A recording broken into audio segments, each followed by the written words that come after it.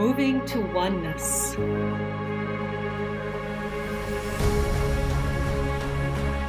Nourishing curiosity. Embracing differences. Becoming one.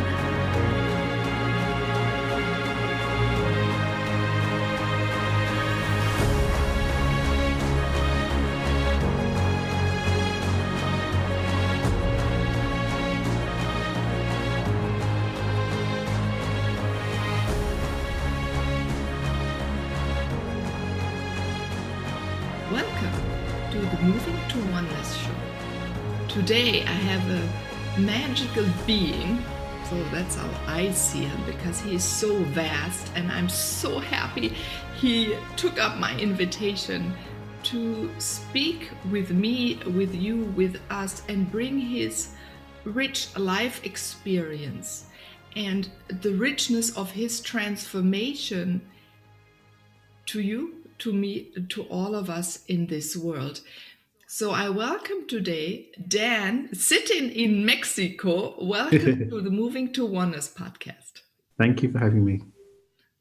You're in the morning here, the sun set already. So yeah, it's 9 o'clock in the morning for me. So yeah, I love that. I've been to Mexico 2-3 times, more to the ocean, Cancun area, but it is a place I desire one day to go back to and explore more of the center. I'm the other side, on the coast. I'm on the peninsula and the tip, so I'm also by the ocean. I see the water by from my balcony.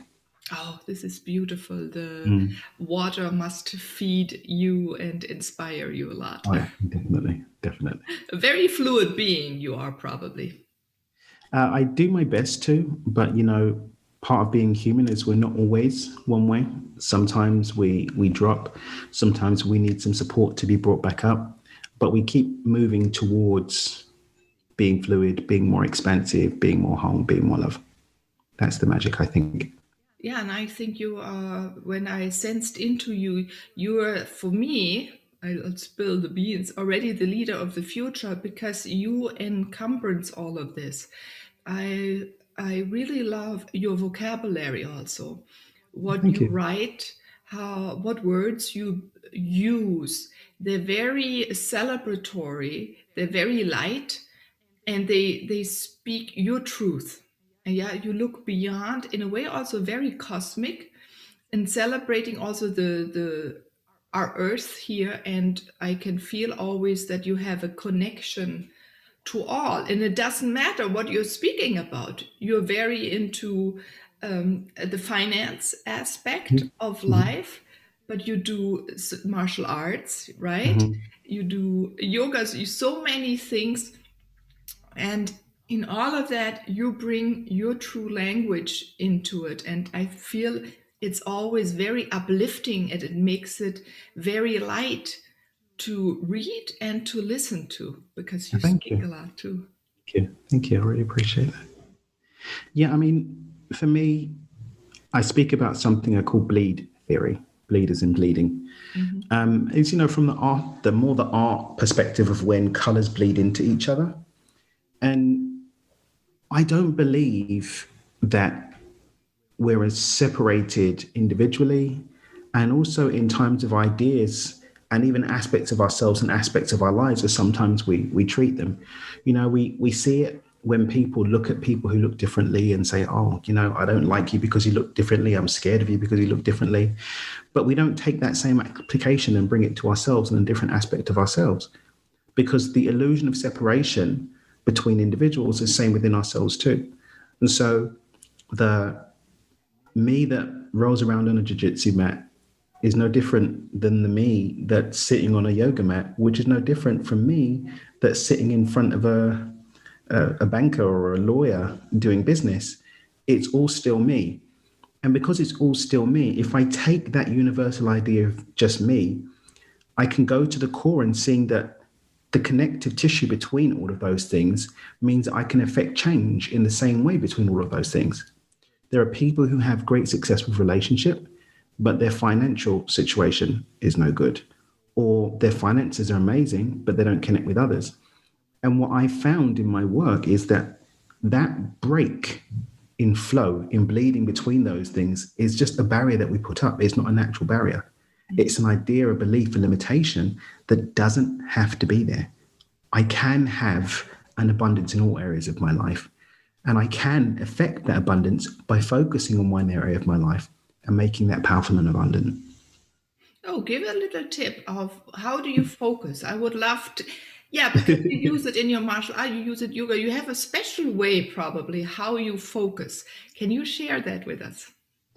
I think one really powerful idea that I got from a book I read, and then after I read it in that book, it just kept coming up everywhere, is focusing on your strength. Yes. That's not ignoring your weaknesses, but focus on your strength. And when I focus on my strength, and then I'm removing the limitations and barriers of separation within myself, by focusing on that strength, I can uplift all of me together. And actually, the positive reinforcement that I receive from focusing on my strength, I can then start to move down the scale and work on other things too. So first and foremost, I have to know where I'm going with it. What is the eventual position that I want to get to with this endeavor? So I set a target for myself. I couldn't complete it last year because of coronavirus restrictions, but I want to compete this year, and I want to win a competition with my martial arts this year. So I know what I want to do. I know what I need to achieve. So I've got a target.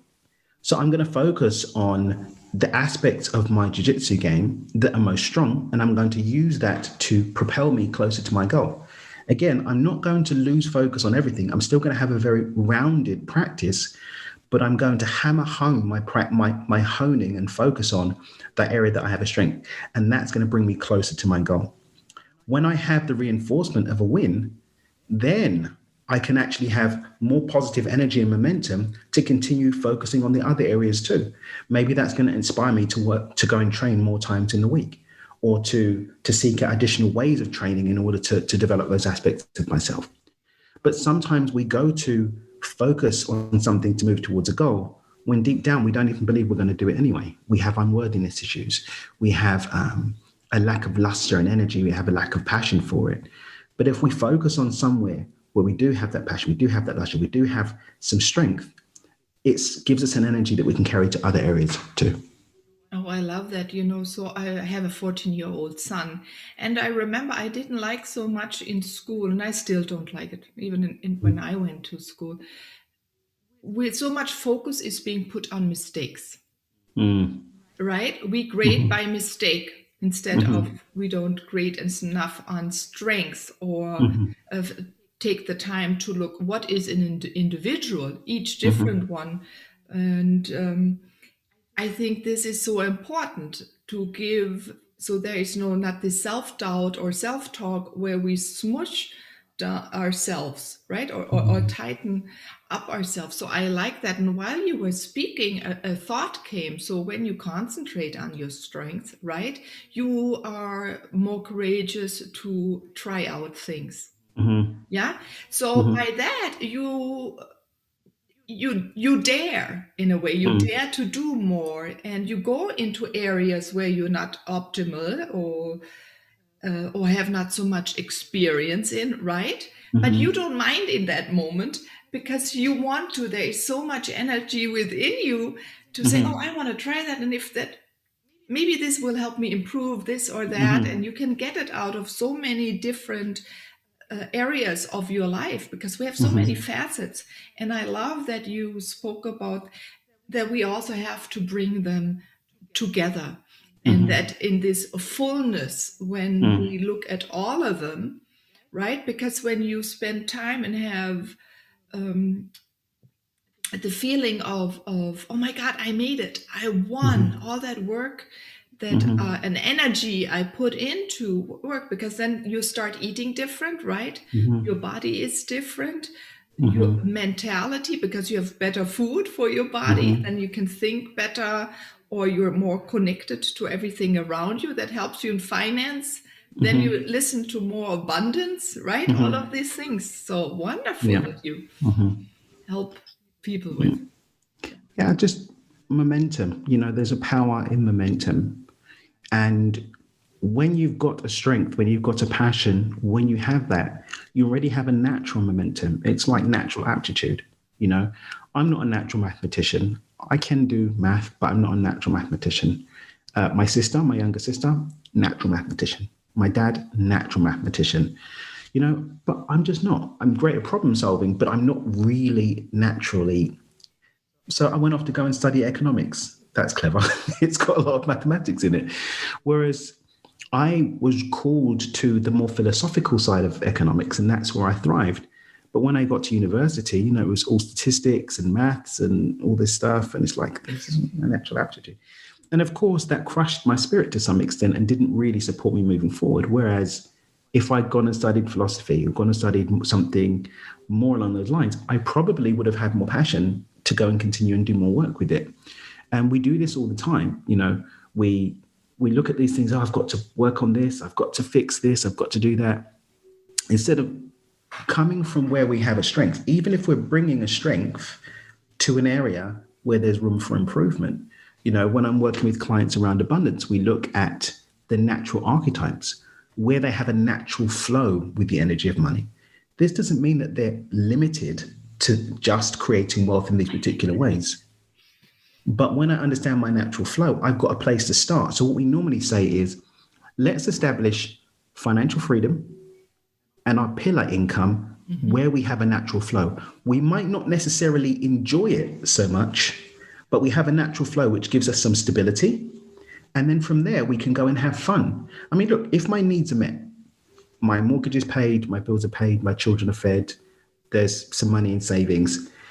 And I want to then, on top of that, go and be a musician where I'm not going to make the money to pay the bills, but I'm going to enjoy myself. Or I want to go and mess around with some real estate, or I want to go and learn to play the stock market. I'm not doing it from a position of need. I'm not even doing it with all that much money. I'm getting to still have that fulfillment of doing something that has room for improvement, but my needs are met. When I have that space, I'm in what I call a conducive space to create. Because if I'm not in a conducive space to create, then I'm going to be in lack, I'm going to be in stress, I'm going to be in overwhelm. And then I'm not going to be able to take care of what I need to take care of.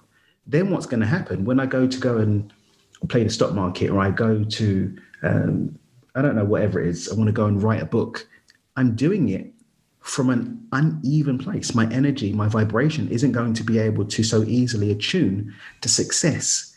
But when I do that from play, I've got $1,000 in my trading account. I'm going to mess around with it. Maybe I'm going to make some money. Maybe I'm going to lose it. But guess what? My bills are paid. My mortgage is paid. There's savings. My kids are going to be able to go to college. Then it's okay. And that fun nourishes me and uplifts me. Even if I lose it all, but I had fun doing it, then I can bring that just a fresh energy to what I'm doing. Yeah, I love that. Your sentence, where is the natural flow of money? So often, and also with college, you said, we do things because others tell us to do. Yes. I did the same route, because they said, oh, Meilin, art is not the right thing. And, you need to survive. So I went into business and economics. It was not me. I understood it, but I do not like, my brother or father. It's not natural. I don't speak currency. I do speak the currency of energy. That's mine. And I remember when I then left to the US to study landscape architecture, it wasn't. I didn't even have to study. It was all natural because it was beauty and plants and history and philosophy and the complexity of bringing things together. And then we flourish. And I like that you said that with money, how do I use money? How do you use money? What do you like to do with it? Right? And I think too often we don't look at it. We have a certain way of how you should trade and when or work or implement or save. It depends really also on your social setting, how we play or connect with the money or even how your family has been in Exactly, the ancestral. exactly. You have to take a look. And I like that you said that we have the freedom then we play or are Yes. more creative. And you're right, if we have stress, the vibration goes down extremely quickly, and then it's like muddled. It is like a fog in the brain. You can't think, and you don't listen so much to your intuition. I bet when you see, oh, which stock do I use today, invest in, there is an inkling within you where Yes. you know. And if the brain is muddled because the vibration is too low, or you're worried, or you come with that other energy where this tightness within the body, we pick out of a different reason. You're right. With what stock, for example. I mean, look, here's the thing as well. It's that, so my principal coaching program is a program called Micro to Millions. People can do the self-study program, or they can come to the group coaching program. But there are some people that we found, they didn't really want to spend months and months and months going in and learning all of their stuff. They just wanted to have freedom. And this comes to people like you as well, who, you know, they feel that they have something that they want to do. They have an art, they have a passion, they have a beauty, they have a gift that they want to share. But the limitations, the real limitations that we experience in life, because we live in three-dimensional reality, and in this space of polarity, there are things that need to be held in place in order to meet the collective agreements of this reality, such as paying for where you live and exchanging energy with people in order to get things. But, you know, people are like, well, you know, I don't want to spend the next 10 years or 20 years creating stability so that I can go and have my art. I want to have my art now. Well, the really cool thing is you don't have to wait that long. And that's, you know, part and parcel of the work that we've just recently started doing with people. Oh, good. Is we've taken the aspects of our program around creating that financial freedom, and we've separated it for people that don't necessarily want to go through the whole healing of their money wounds. They just want to focus on getting the financial freedom. And they're doing it really quickly. We've had people do it in 60 days. On average, they do it in about 4 months, but 3 months is normally the sort of the median time. So if you think about it, if you can put up with just spending 3 months or 4 months focusing on just taking care of creating that stability through financial freedom, and then you can have the freedom to not need to go to your job or need to go into a job. You can have everything that you need.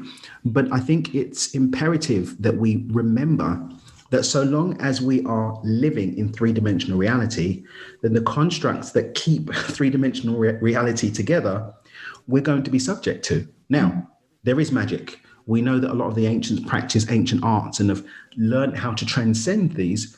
But generally speaking, you know, do you want to go and live in the mountains for 20 years, learning to live without food and water? Or do you want to just make enough money to have food and water? You know, do you want to go and learn how to materialize things out of thin air in a temple under the earth for 30 years? Or which you may want to do, or you may want to enjoy life now and just spend a few months creating space for you to then go and be in the forest every day. Go and do your art every day. Go and practice energy healing. Go and do some philanthropy work or charity work, which some of our people go and do. But being open to just spending a little bit of time putting things in place so that you can go from there and do whatever you want, I think it's an option that we often don't look at as being a potential for us sometimes. And I you know, I'm not a person who's very structural. I'm also very fluid, but they're right. You're certain things, again, to get that freedom of mind you were speaking about. So if I have a base from which I can go then, and yes, even if I want to go to Burma and want to be with the masters and materialize, then I'm able to go.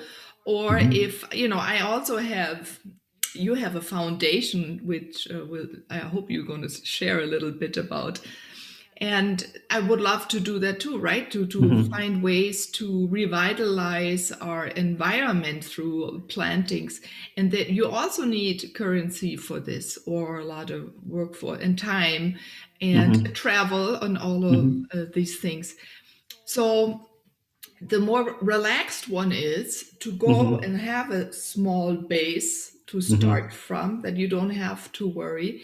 This is also then where we can have more impact. And I think many of your clients, who is also listening here, you have a lot of desire to create impact, to create change, to do transformation. Yeah. And even if we take all the money and we spend it on other things or land, everyone has different desires, but it is important to understand how it's woven into our fabric, and how you have to take all those different parts together. Yeah, I would love to hear a little bit about your foundation. Mangena.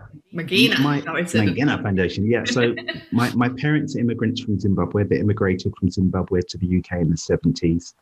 And, we were fortunate. My parents were not economic migrants. They didn't come because there was a war or anything like that. They came because they wanted to get more education. So they'd reached as far as they could. My dad wanted to do more advanced masters and to do his PhD. My mum wanted to come. So my older brother and sister were born in Zimbabwe and migrated when they were 3 and 5 years old. And myself and my 2 younger siblings were born in England. And, we used to go back to Zimbabwe every year, and we'd see, my parents were very, very, for them, it was important that we would spend time, not just in the cities with like the cousins that lived in the cities, but we'd also go out to the farms and go to the rural areas and see some of our poorer relatives too. So we had an appreciation for the things that we had, and we had an appreciation for the challenges that people face. I mean, seeing some of our cousins and our uncles and aunties that, as young as a few years old, they were getting up in the morning, they were helping to prepare the land, they were looking after the animals, they were going to go and get water. They had to pay to go to school. It wasn't free for them. So sacrifices had to be made to make sure that all the kids got an education and got an opportunity to break free. And since then, I've made a lot of friends and developed relationships with people that also have family in other developing countries in the world, and have had the opportunity to go out to Asia, to go to other parts of Africa, and to go and see what happens when people don't have the same opportunity made apparent to them. So what the Mangena Foundation is primarily interested in is recognizing that, number one, when the opportunity is more apparent, then the ease of access to that opportunity has more flow to it. So it's not about giving handouts, it's about providing support for people to access their own opportunities. So we're not giving people stuff. We do a lot of social enterprise. So we've got my family's our holding company that my siblings and I have. When we invest, for example, we've got a lot of real estate and agricultural investments in some parts of Africa. We reinvest everything that those businesses make locally, to the point where we're acquiring more land, we're hiring more people. I just got word that a project that we wanted to do in Sierra Leone, where we're going to be developing a palm oil plant, that's all from money that's been made locally and reinvested, and providing jobs for people and supporting to help them be able to pay for their kids to go to school. And then we provide materials at the school so that the kids get a better education, and now they can see that there's opportunity. So it's not about giving handouts, it's about providing space for real opportunity. So much like I don't know if you've ever heard the analogy about the person who saw a butterfly was trying to break free from the cocoon. And they said, oh my God, the butterfly is trying to get out. I need to help the butterfly. And so they helped the butterfly out. But then the butterfly wasn't strong enough to fly, because it was actually breaking free from the cocoon that developed the strength to enable the butterfly to fly. I firmly believe that adversity and contrast actually strengthen us, so long as we have the resources to see how it's strengthening us, so long as we have the resources to understand the power in the experience and to look at it the right way. So that's what we're trying to provide all across the world, recognizing that children are going to be the generation that take the world next. Grown-ups, as soon as we get past 35, our brain is kind of wired to be the way it's going to be for the most part. But the children, I've got a newborn. My son he's 3 weeks old. He was 3 weeks old a couple of weeks ago. I've got my 5-year-old stepdaughter. I've got my nephews and my nieces. My nephew Michael is 1, my niece Coco. In 30 years' time, these are the guys that are going to be looking at taking the world to the next level. Their peers are going to be contributing to where the world is going to be. Their children, their children's children. And we're looking at what can we do to support that next generation, to understand about energy, to understand about being in the heart, to understand about the power to create, to understand about contrast and polarity and how these things can propel them forward, to help them understand this and to give them a space where they're not so stressed thinking about what they're going to eat, where they're going to get clean water from, that they can actually apply these lessons and do something with them. Yeah, that is very beautiful. So I noticed that once I had a lot of Native American teachers in my life. They don't answer questions. I'm very German, you know. Germans love to tell you what to do. That's how we train our children, right? And I observed that. And then one day I asked, so I said, no, why is this, or why is this way? And it is so they can practice themselves even when they play with fire, so they can have that experience. And we've taken away a lot of experiences of our children. I think so. And so it is time to step back and to provide that freedom for others. And you were just talking to me. One big thing, if I take myself to and be who I am, or Dan, who you are, or the listener, who they are, and we give others the freedom to be who they are, then they can grow in something that we cannot even fathom in the moment, especially children, right? So many things had to come out. And I'm thinking about us too. We both speak now a lot, have a podcast, and love to travel and give workshops and coach. But communication for both of us was not always perfect or there, right? For me, I was shy, I'm dyslexic, I barely spoke, I always saw the truth as a girl, and people couldn't hear it. So I became quiet. It took until my mid-20s until I really felt comfortable speaking a lot again. Beautiful. But you had Asperger's syndrome, right? Yeah. So this is also where we're taught, oh my God, in communication, you can't do this. Why? Who are you to speak? And you said, forget it. I'm going to do what I love, what my passion is. So share a little bit about this, please. Well, the really interesting thing is I didn't know until I was 27 years old that I had Asperger's. So I didn't know. So I spent my entire life very, very bad social anxiety, struggling to form relationships, friendships. I've got, very, very small. Now, as I've developed and learned how to use my gifts, I've got more friendships, but I spent a lot of my life with a very, very small circle of friends who are outside of me, like family. And a lot of challenges I've had in my life have been from just not dealing with people properly because I didn't understand people. They made no sense to me. When you look at my graph of my autistic chart, I've got these little spikes that mean that people didn't realize that I was autistic. They saw, oh, he's just really good at some things and a bit weird with other things. And they kind of just left me to get on with it. And then, after my diagnosis, it's so funny the way the universe works. After my diagnosis, I ended up dating two people who worked with autistic. Oh, date one, have you got Asperger's? Yeah, I do. How did you know? Well, this, and this, and blah, blah, blah. So I was really helped then, my best friend of many years, Siobhan, her brother, had very severe Asperger's, and she was really supportive of me. Having someone in my life who understood the challenges and would give me patience, because a lot of my life was just spent dealing with the challenges of something that I didn't know that I had. It was just these weird challenges. Now, why do I have this weird thing with people? Why do I always put my foot in my mouth? Why do I struggle to have these conversations with people and to communicate with clarity? And then when I did understand what was up, I was able, just like I said, to find my strengths. So for example, anything systemized, I can learn it. So what did I do? I went and studied social dynamics. I learned the science of how people relate.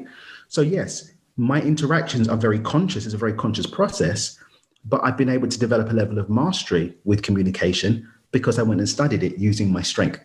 So some might say, oh, I've got Asperger's, I'm not going to be able to do anything. Whereas, like, okay, I've got Asperger's, what are my strengths? Okay, how can I take those strengths and use them to support those areas where I could do with some improvement? And that's been really, really, really helpful for me. Yeah, so this is funny. That goes back to what we spoke about at the beginning or later, then also about children. So everything we go through our experience, that's what I believe, Dan, is provides a base. We were speaking about a base, a facet, understanding of what comes later. And I'm not done yet in life either, right? I'm now in my 50s, but there's so much more to come. But if I also look back, and then even I said a business, and then I, vet and animals, landscape architecture, animals, I don't know what went I through, and then art, but all of those things form me. And this is also what helps me then understand others. And this is so nice. It's a good thing you didn't know, because you concentrate also then on improving other parts of your facets, you're right, and making them stronger, because you had to find something. Like I walk awkward, and I remember a woman said, I thought you could never go up that hill, but then I saw you were so balanced, you just walk so much different.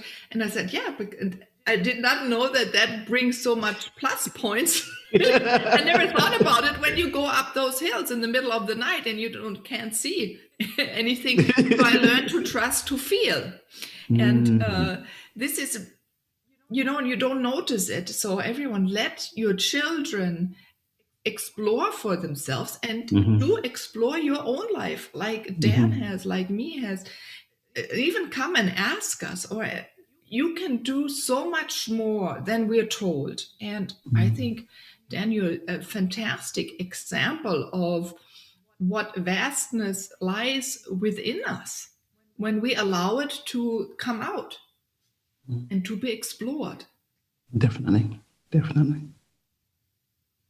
So I'm also going to be curious what is going to come, because I love also you said beyond intention paradigm. That's what you're creating, right? With your new Yes, thing. that's what I created. But I thought, right, even there you said we go beyond of what is right now, and you put the intention and you create a new shift, right? A new paradigm.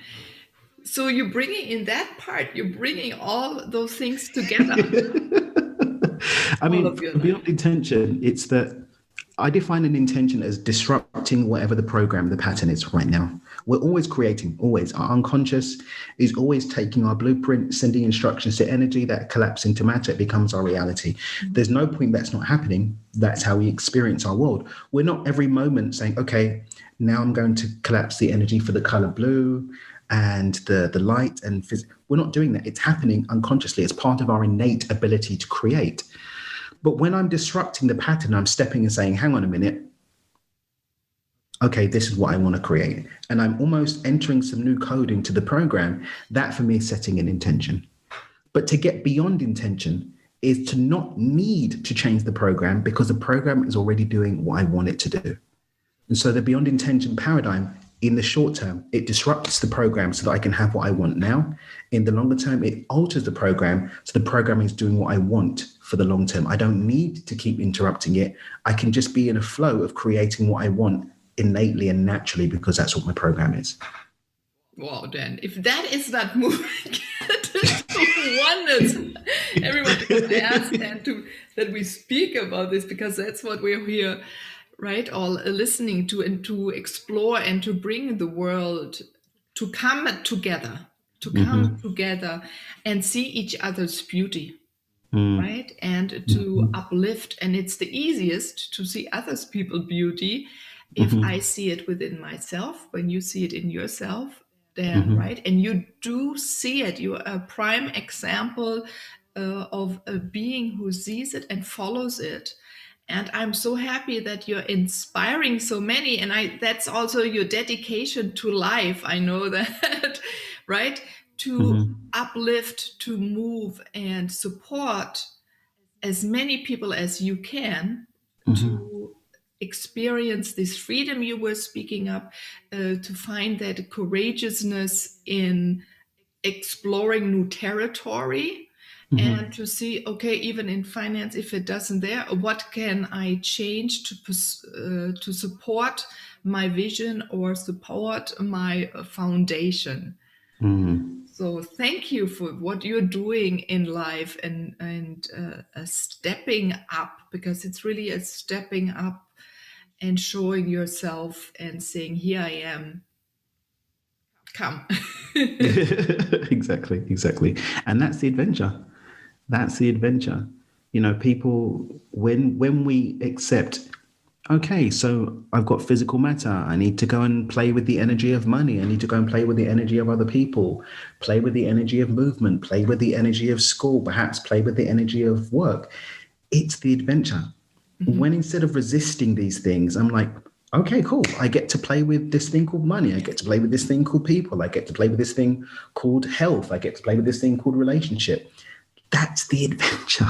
Yeah, and this is what the times and energies that are coming right now to our earth, and that I invite everyone to step into and to play with. I love the vocabulary you use. It's so sacred.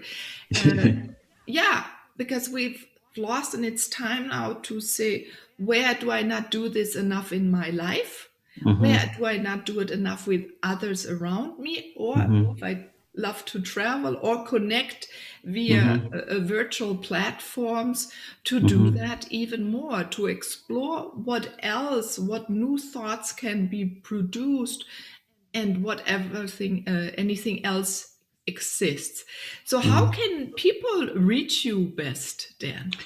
My website, honestly, is the easiest way to connect with me. Everything is there. My podcast, Do It with Dan. My books are available via there. We've also got, a contact form. My team will pick that up, and, you can ask questions. We have a free resources page that's got some free things like some visualization meditations I've created, some little infographics that teach you, for example, my model on creating intentions. Everything is on the website, dreamwithdan.com. It's very easy to remember, dreamwithdan.com.